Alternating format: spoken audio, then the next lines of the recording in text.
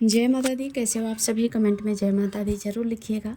चलिए आज की वीडियो में हम जानते हैं कि माता रानी अगर आपके घर पर आई थी नवरात्रि के दिनों में, आपके व्रत अनुष्ठान से प्रसन्न हुई थी, तो वो कौन से लक्षण होते हैं, कौन से संकेत देती हैं।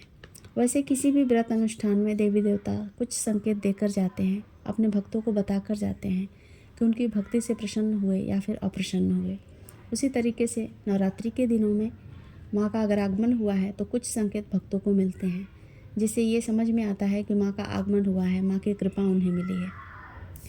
चलिए उन सभी संकेतों के बारे में जानते हैं और अपने आप को सौभाग्यशाली समझते हैं, क्योंकि माँ हमें इस तरीके का संकेत दिला कर गई हैं, दिखा कर गई हैं, बता कर गई हैं। लाल चुनरी का बार बार दिखना, बेवजह दुकानों पर कहीं पर भी आपको बार बार लाल चुनरी दिखाई दे गया। मोबाइल खोले आपने, कहीं रील ओपन की, उसमें दिखाई दे गया।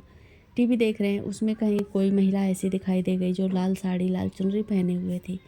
यानी कि आपके नवरात्रि के जो व्रत अनुष्ठान थे उस समय में आपको बार बार लाल चुनरी ऐसा दिखाई दिया, तो आप ये समझ जाएं कि माता रानी का आगमन आपके घर में हुआ है, माता रानी की कृपा आपके ऊपर हुई है। खुशबू का आना, ये भी एक संकेत होता है। यानी कि आपके घर के आसपास कोई फूलों का बगीचा नहीं है, आपके घर में कोई परफ्यूम नहीं लगाता है, हवन पूजा ऐसा कुछ नहीं हो रहा है, अनुष्ठान नहीं हो रहा है, लेकिन फिर भी आपको इन सब की खुशबू आ रही है। इनमें से किसी भी एक की खुशबू आ सकती है या फिर मिला जुला खुशबू हो सकता है। तो आप ये जान लें कि आपके घर पर माता रानी का आगमन हुआ था, माता रानी का पहरा आपके घर पर लगा था। ठंडी हवा का झोंका लगना, ये भी बहुत ही शुभ संकेत माना जाता है।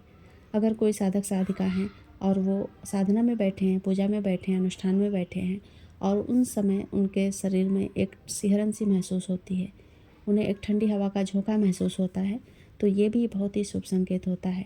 और इसे भी हम मानते हैं कि माता रानी की कृपा हमारे भक्तों के ऊपर हुई, माता रानी का आगमन हमारे घर में हुआ।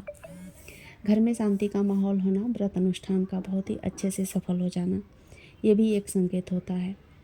व्रत के दौरान भूख ना लगना, प्यास ना लगना, व्याकुलता ना होना, यानी कि कई लोग भूख की वजह से परेशान हो जाते हैं, चिड़चिड़ाहट करते हैं, झगड़े का माहौल बन जाता है, घर में क्लेश होने लगता है।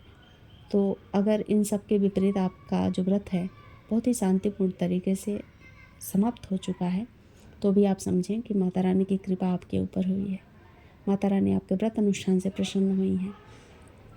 क्योंकि इस समय व्रत के दौरान, नवरात्रि के समय में खास तौर से बहुत सारी मुश्किलों का सामना करना पड़ता है। 9 दिन में ही भक्तों को बहुत सारी चीज़ें समझ में आने लग जाती हैं कि ये व्रत कितना कठिन है, जल्दी समाप्त क्यों नहीं हो रहा, या फिर कई भक्त दिन गिनने लगते हैं। लेकिन आपके साथ ऐसा कुछ भी नहीं हुआ, आपने बहुत ही शांतिपूर्ण तरीके से व्रत अनुष्ठान संपूर्ण कर लिया, तो आपके ऊपर जरूर माँ की कृपा हुई, तभी आपने ऐसा किया। अखंड ज्योति अखंड तरीके से जली और उसमें किसी भी एक परछाई का आपको दर्शन हुआ, किसी भी माँ के स्वरूप का दर्शन हुआ, माँ के किसी भी अस्त्र शस्त्र का दर्शन हुआ, फूल का दर्शन हुआ, तो भी ये बहुत ही शुभ संकेत होता है कि माँ की कृपा आपके ऊपर हुई, माँ का आगमन आपके घर में हुआ। और जो आखिरी संकेत मैं आपको बता रही हूँ वो होता है मंत्र जाप से।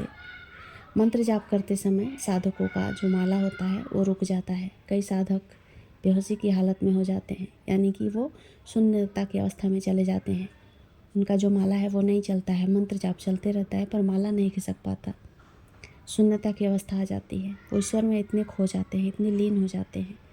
तो ये भी एक माँ के आगमन का संकेत होता है और बहुत ही शुभ संकेत होता है।